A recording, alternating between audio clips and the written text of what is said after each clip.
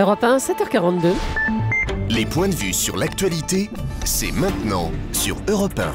Voici l'édito politique d'Antonin André. Bonjour Antonin. Bonjour Bruce, bonjour à tous. Après les attaques écrites noir sur blanc ciblant Angela Merkel dans un projet de texte sur l'Europe, une question ce matin. Le PS est-il devenu fou ? Oui, le PS a pété les plombs. Le parti censé être le soutien indéfectible du président de la République dans une période de crise, qui plus est, lui a fait un bras d'honneur. Depuis un an, l'Élysée, avec les diplomates, construit un rapport de force complexe avec Berlin, dont le but est de desserrer l'étau budgétaire, tout en préservant le moteur franco-allemand. C'est subtil, ça prend du temps.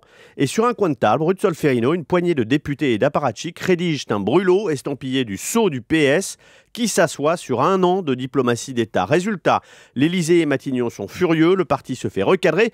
Et à l'extérieur, imaginez les faits sur la scène européenne. Un président français dont l'autorité est piétinée par son parti, un Premier ministre qui fait un tweet d'excuses.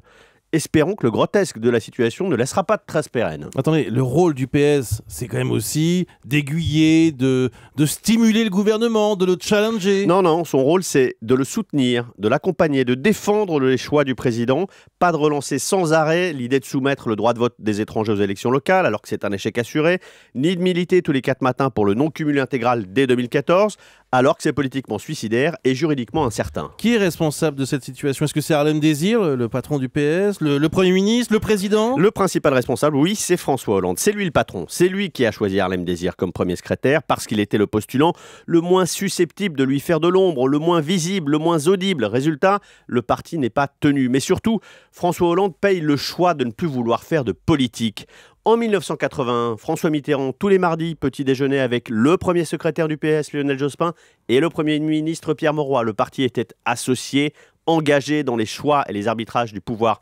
En 97, François Hollande s'en est suffisamment vanté. Premier secrétaire, il voyait Lionel Jospin toutes les semaines. Il co-dirigeait le gouvernement. Ouais.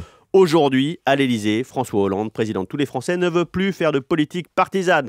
Il ne voit jamais le premier secrétaire, comme il se refuse à réunir les élus socialistes.